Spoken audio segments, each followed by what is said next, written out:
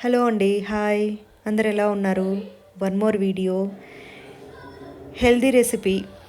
So ఇది ఏంటంటే నేను ఇంతకుముందు ఒక వీడియో పోస్ట్ చేశానండి. రాగి జావా ఎలా చేసుకోవాలని. దాంట్లో కూడా మీకు చెప్పాను నట్స్ పౌడరు ఎలా చేస్తారు అనేసి. సో ఈ ఇంగ్రీడియంట్స్ మొత్తము నట్స్ పౌడర్కి సంబంధించిందండి. సో మీకు ఇవన్నీ నట్స్ ఎన్నెన్ని నట్స్ వేసాను, ఏ అన్ని బాదం కానివ్వండి, క్యాష్యూ కానివ్వండి, వాల్నట్, పిస్తా, dry grapes, black black grapes అండి, అండ్ అలానే chia seeds, flax seeds, sunflower seeds, pumpkin seeds, oats, sesame seeds, and coconut, and dry dates అండి. ఇన్ని రకాలు వేసేసి మనము ఒక్కొక్కటిగా వేయించుకొని సెపరేట్ చేసి పెట్టుకోవాలండి. ఎందుకు వేయించుకుంటున్నానంటే కొంచెం రోజులు ఉండాలి, అది నిల్వ ఉండాలని చెప్పి వేయించుకుంటున్నాను. సో ఇవన్నీ సో అన్నీ వేయించుకోవాలండి. మీకు ఇంతకుముందు వీడియోలో చెప్పిన ప్రకారంగా మీకు ఏదైతే రాగి జావాకి కావాల్సిన వస్తువులు అవన్నీ చెప్పాను కదండి. ఇది కూడా నేను ఏంటంటే వేయించుకోవటం వల్ల నేను స్టోర్ చేసి పెట్టుకుంటాను, ఫ్రిడ్జ్లో స్టోర్ చేసి పెట్టుకుంటాను. సో చాలా రోజులు వస్తుంది. ఇలా ఒక్కొక్కటి వేయించుకొని అన్నీ పక్కకు తీసుకుపెట్టేసి ఆరిపోయిన తర్వాత పొడి చేసుకోవాలండి. పొడి చేసేసుకొని ఇంకా ఫ్రిడ్జ్లో స్టోర్ చేసుకోవాలండి. మీరు ఇది ఎలా మిక్స్ చేసుకోవాలి అంటే దాని ముందు వీడియో తెలుసుకుంటే మీకు ఇది యూస్ఫుల్గా ఉంటుంది. సో ముందు వీడియో కూడా నేను ఇక్కడ లింక్ డిస్క్రిప్షన్లో పెడతాను. సో అది కూడా చేసుకోండి.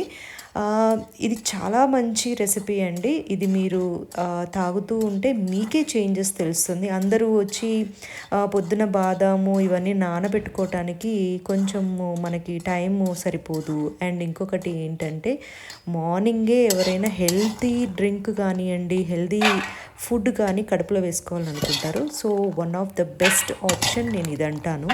సో మీరు రాగి జావ కాసుకున్న తర్వాత ఇది పొడి చేసుకున్నది ఒక స్పూను వేసేసేసి ఒక 3-4 అవర్స్ నానపెట్టండి. ఆ రాగి జావ కానివ్వండి, ఇది కానివ్వండి. నేను ముందు చెప్పాను కదా, రాగి జావ చేసే ముందే ఆ పొడిని ఒక 3-4 అవర్స్ నానబెట్టేసుకోవాలి.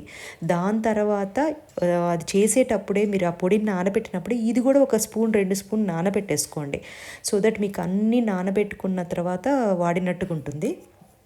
అన్నీ వేసేసుకున్న తర్వాత పొద్దున్నే ఒక ఒక గ్లాస్ తాగారంటే అదే మీ బ్రేక్ఫాస్ట్ అనమాట. ఇంకేం అవసరం లేదు.